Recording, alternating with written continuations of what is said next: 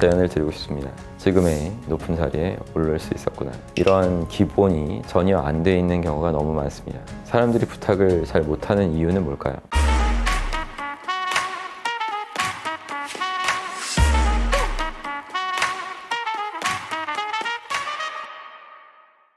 안녕하십니까, 여러분의 심리 멘토 박선입니다.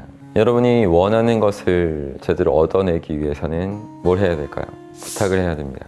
요청하지 않았는데 누군가가 여러분의 마음을 먼저 알아채서 가져다 주는 그런 일은 없을 거예요. 저는 부탁을 잘하는 사람들을 곧잘 인정하곤 하는데, 결국 부탁이라는 것도 상대를 고도의 집중과 몰입 상태로 만들어낼 수 있어야지만 상대가 들어주게 되기 때문입니다. 부탁은 이렇게 너무나 좋은 건데, 사람들이 부탁을 잘 못하는 이유는 뭘까요? 부탁을 잘해서 뛰어난 성취를 거둔 그런 스승님을 만나본 적이 없기 때문이에요. 그래서 이 부탁이라는 것이 얼마나 대단한 파워를 갖고 있는지 제대로 알지 못하고 살아가고 있는 그런 사람들인 겁니다. 저는 성공한 사람들을 연구하면서 성공한 사람들은 부탁을 잘했기 때문에 지금의 높은 자리에 오를 수 있었구나, 이런 부분을 계속 생각하면서 부탁을 너무나 잘해야겠다, 그러면 어떻게 해야 될까, 이런 부분들을 많이 연구했죠.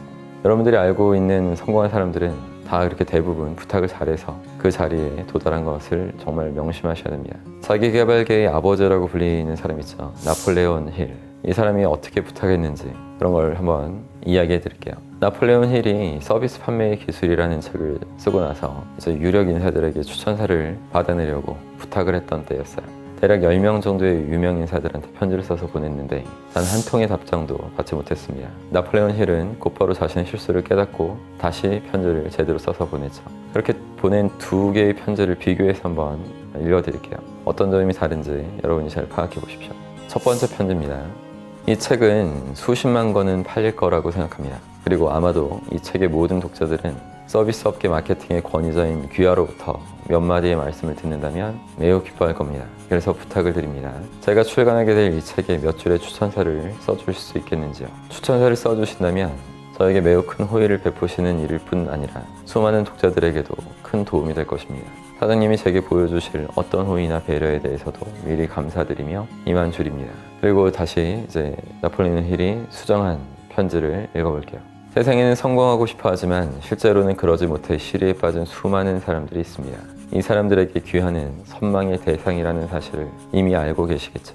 그리고 때때로 이 사람들에게 귀하는 격려와 조언을 전하고 싶을 때도 있을 것입니다. 그런 기회가 있다면 어떻게 하시겠습니까? 만일 세일즈맨이 가져야 하는 가장 근본적이고 핵심적인 부분에 대한 귀하의 생각을 저에게 보내주신다면 저는 제 책의 전반에 걸쳐 귀하의 말씀을 옮기도록 노력하겠습니다. 저는 귀하가 매우 바쁘신 분이며 시간을 쪼개기 힘들다는 것을 잘 알고 있습니다. 하지만 조금만 바꾸어 생각해 주십시오. 단지 비서를 불러서 몇 가지 내용을 구설하기만 하면 그 내용은 수십만 독자의 가슴에 감동을 줄 것입니다. 자, 어떠셨나요? 여러분도 편지 내용을 들으시면서 느끼는 생각들이 많으셨을 거예요. 우선 두 편지의 가장 큰 차이는 상대의 입장에서 생각했는가 합니다. 첫 번째 편지에서 나폴레온 힐은 추천사를 써주는 것이 자신에게 도움되는 것임을 강조했죠. 두 번째 편지에서는 상대가 추천사를 써줌으로써 상대에게 어떤 혜택이 있고 어떤 의미가 주어지게 되는지를 느낄 수 있도록 한 것입니다. 첫 번째 편지에서는 편지를 받는 상대에게 어떤 이득이 되는지가 분명하지 않았죠. 그러면 비판의식과 거부감은 오히려 높아지면서 부탁을 들어줄 가능성이 없어집니다. 반면에 두 번째 편지에서는 상대를 치켜 세워줬고, 그러면서 비판의식과 거부감을 낮추어주면서 그에게 어떤 이득이 있을지 명확히 상상을 할 수 있도록 만들어줬습니다. 여러분이 지금 이것이 당연하다고 느껴질 수 있겠지만 대부분의 사람들이 부탁하는 걸 보면 이러한 기본이 전혀 안 돼 있는 경우가 너무 많습니다. 이제 부탁을 어떻게 해야 할지 감을 좀 잡으셨을 거라는 생각을 합니다.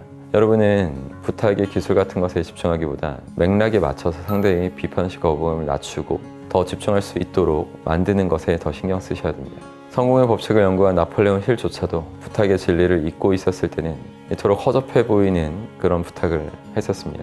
여러분은 더욱더 진리를 잊지 않고 부탁을 받을 상대방의 입장을 고려하면서 비판의식과 거부감이 낮아질 수 있도록 멋있게 부탁해 보십시오. 성공한 사람들이 그랬던 것처럼 여러분도 부탁을 통해 기회를 잡고 원하는 것을 얻어낼 수 있을 겁니다.